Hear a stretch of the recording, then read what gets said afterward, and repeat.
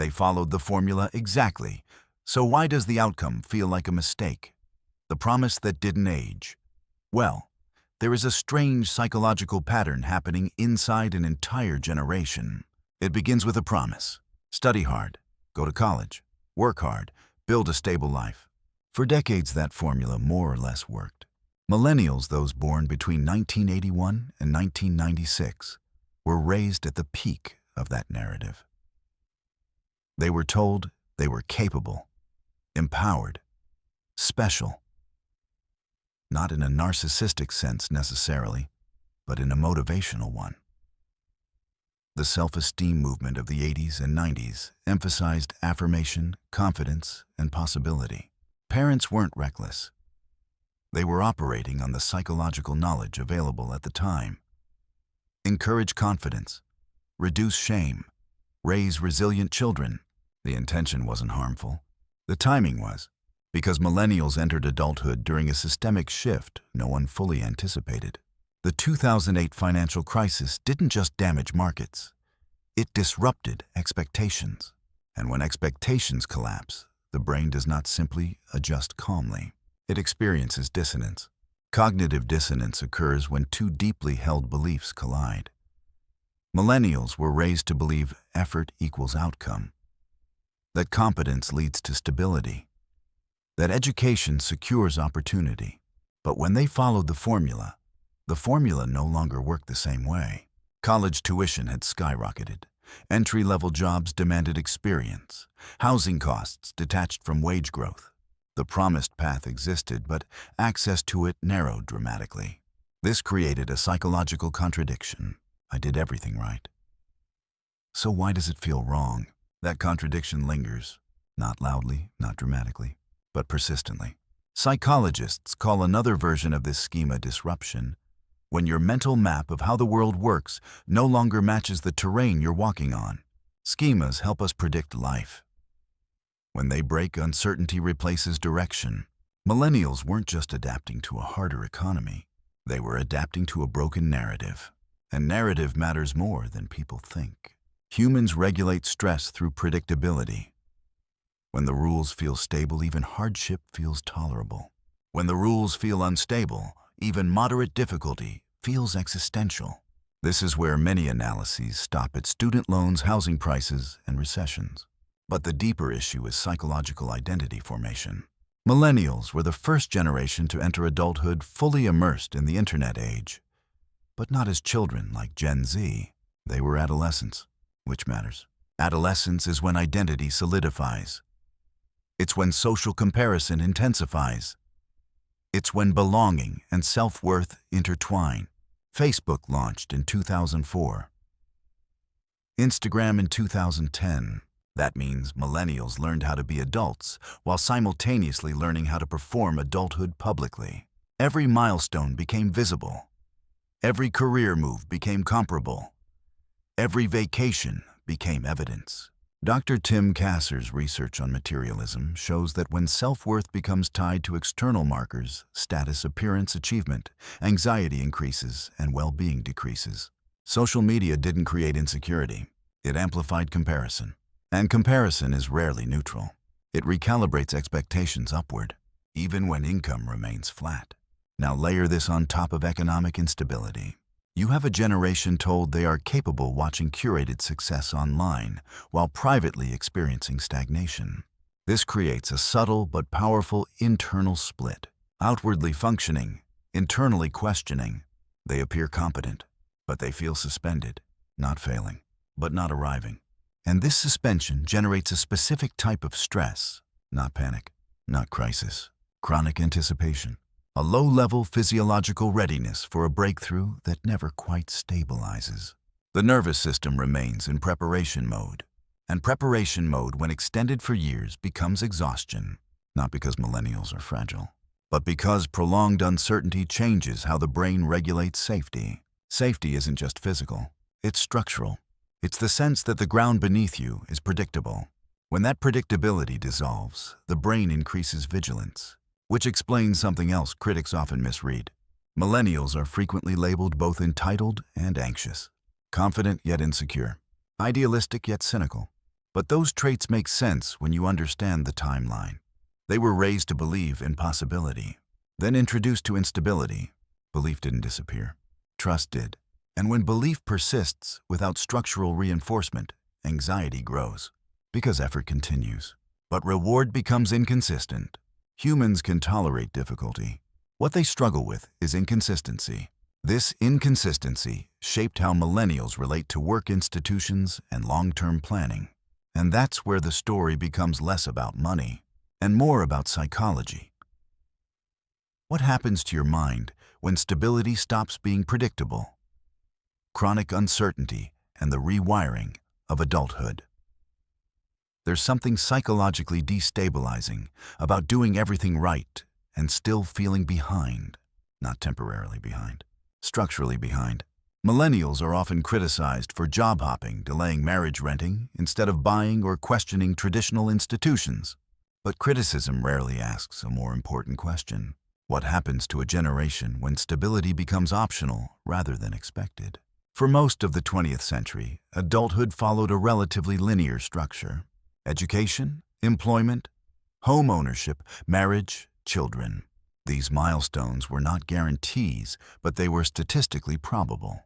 Probability creates psychological security. Even if something hasn't happened yet, believing it likely will reduces anxiety. Millennials entered adulthood at a moment when probability began to fracture. Pensions disappeared.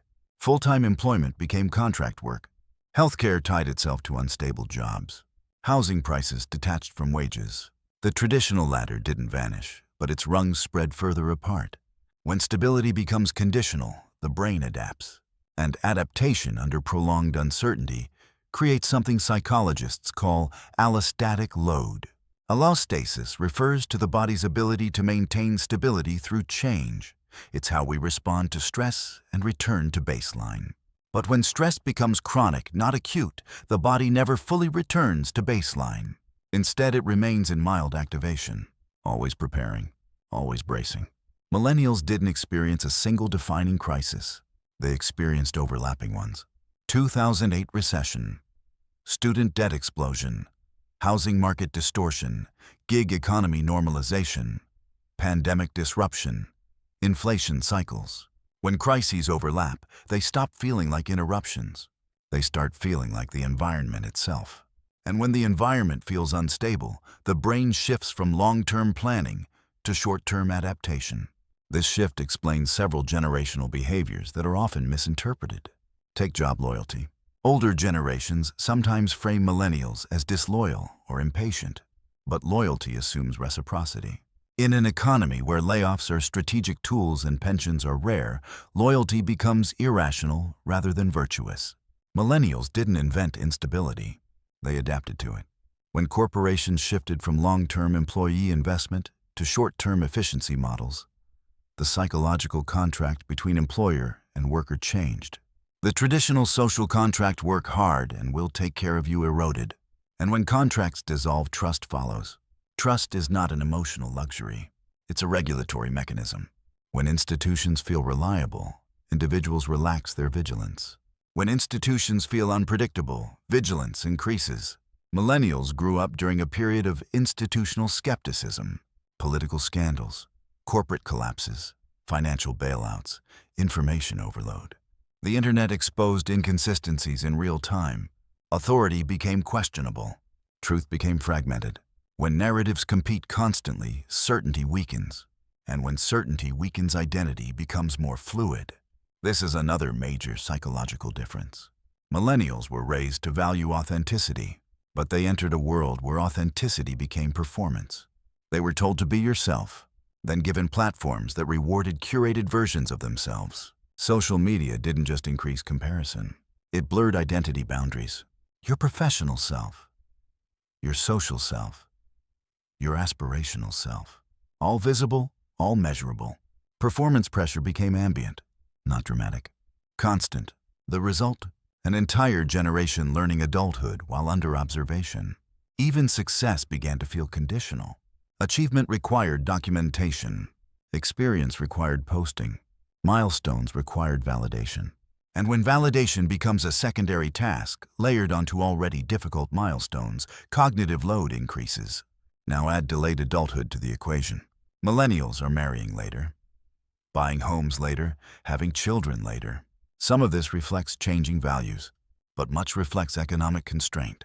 When adulthood milestones are delayed not by choice, but by circumstance, identity formation slows. You remain in psychological limbo, not because you're immature, but because the markers that traditionally signal transition are out of reach. This creates a strange internal tension. Chronologically adult, structurally suspended. You are old enough to be responsible, but not stable enough to feel established. This prolonged transitional state reshapes motivation. Instead of building toward permanence, many millennials optimize for flexibility. Instead of long-term certainty, they prioritize optionality. This is not avoidance. It is adaptation. When permanence feels fragile, flexibility feels safer. Critics call it fear of commitment. Psychologically, it's risk recalibration. Another misunderstood trait is anxiety. Millennials report higher rates of anxiety and depression than previous generations. Some argue this reflects fragility, but increased reporting also reflects destigmatization. Millennials were the first generation to widely normalize therapy. They discuss mental health openly. But transparency doesn't create anxiety. Conditions do. Chronic uncertainty is neurologically taxing. The brain thrives on patterns. When patterns dissolve, prediction becomes difficult. And prediction is how the brain conserves energy. If the future feels unpredictable, vigilance increases. Which explains something subtle but important. Millennials often appear both highly self-aware and deeply overwhelmed. They understand the systems. They question them. They see structural flaws. But understanding a problem does not grant power to fix it. Awareness without control produces frustration, and frustration sustained over years becomes fatigue, not dramatic burnout. Low-grade existential exhaustion. This isn't a generation unwilling to work. It's a generation recalibrating what work promises. The old formula said, sacrifice now, stability later. The new environment says, sacrifice now, uncertainty later. And the brain responds accordingly. Millennials didn't reject adulthood. Adulthood shifted. And when definitions shift faster than identities can adapt, psychological tension becomes generational. But this isn't the end of the story, because what looks like instability from one angle may be cognitive evolution from another. They're called entitled. But what if they're just adapting to a world that changed the rules, idealistic, cynical, and wired for a different future? There's a paradox often used to describe millennials. They are idealistic and deeply cynical. They believe things should be fair, but they no longer assume they will be. At first glance, this looks contradictory. Psychologically, it makes perfect sense. Idealism forms when you are raised on possibility. Cynicism forms when those possibilities repeatedly fail to materialize. Millennials grew up hearing that effort creates opportunity. They were told systems reward merit. They were encouraged to dream expansively. Then they entered systems that had quietly restructured themselves. When belief collides with experience, two outcomes are possible. Either belief collapses entirely, or belief persists but trust erodes. Millennials largely chose the second path. They didn't stop believing in fairness. They stopped assuming fairness was automatic. That subtle shift changes how a generation relates to authority. They question more. They verify more. They hesitate to fully commit to institutions. This isn't rebellion for rebellion's sake. It's pattern recognition. When systems repeatedly underdeliver, skepticism becomes adaptive. And skepticism, when widespread, reshapes culture. Millennials are one of the most educated generations in history. They grew up with access to unprecedented information. They saw multiple perspectives simultaneously. They watched narratives conflict in real time. Exposure to complexity increases critical thinking, but it also increases doubt. The brain prefers clean narratives. Millennials matured in an environment where clean narratives were constantly challenged. Truth became contextual. Authority became negotiable. Stability became conditional. Now add something heavier. Climate change. Millennials are the first generation to grow up with widespread scientific consensus that the planet is deteriorating. Not hypothetically, actively. Climate anxiety is not abstract. It's anticipatory grief. Grief for futures that feel threatened. And here's the psychological tension. They are told they must fix the problem, while having less institutional power to enact large-scale change. Responsibility without control increases stress. It produces helplessness layered onto urgency. And urgency sustained without resolution becomes chronic stress. This is not generational weakness. It is nervous system overload. When economic instability, institutional distrust, and existential environmental concerns overlap, the brain shifts toward vigilance. Millennials are not simply anxious. They are responding to cumulative unpredictability, and cumulative unpredictability reshapes how a generation defines success. Older success metrics emphasized permanence, stable job, owned home, clear retirement path. Millennials are redefining success around adaptability, transferable skills, geographic flexibility, multiple income streams, emotional intelligence. This shift is not accidental. When permanence feels unreliable, adaptability becomes security.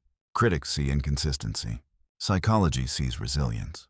There is another overlooked strength emerging from this environment: emotional literacy. Millennials normalized therapy. They talk about trauma. They name boundaries. They question burnout culture. Some interpret this as fragility, but naming stress is not the same as being consumed by it. Previous generations often internalize stress silently. Millennials externalize it. This creates visibility. Visibility can look dramatic, but it also creates change. When mental health becomes discussable, stigma weakens. When stigma weakens, help-seeking increases. That's not decline. That's evolution. Millennials may report higher anxiety, but they are also more likely to address it. And this matters long-term. Generational psychology is not about blame. It's about environment. Humans adapt to landscapes. Millennials adapted to one defined by acceleration, faster information, faster economic shifts, faster technological change. Acceleration increases cognitive demand. The brain evolved for gradual change. Rapid systemic shifts strain predictive models. When prediction weakens, control feels fragile. And control is central to psychological stability.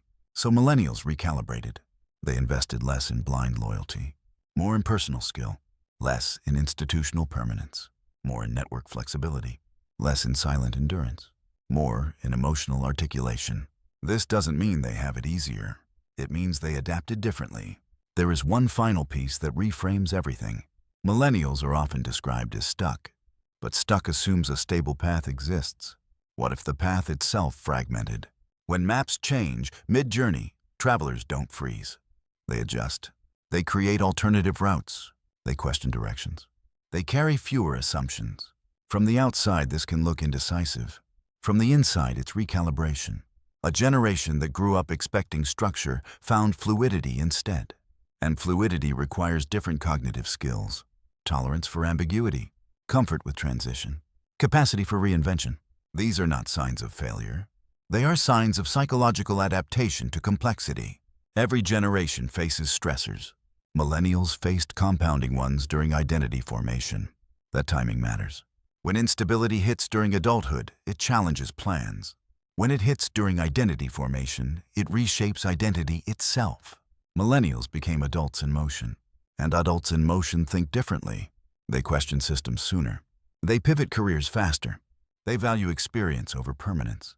They prioritize meaning alongside income. This doesn't mean anxiety disappears, but it does mean the narrative needs updating. Millennials are not confused children in adult bodies. They are adults formed under unstable conditions.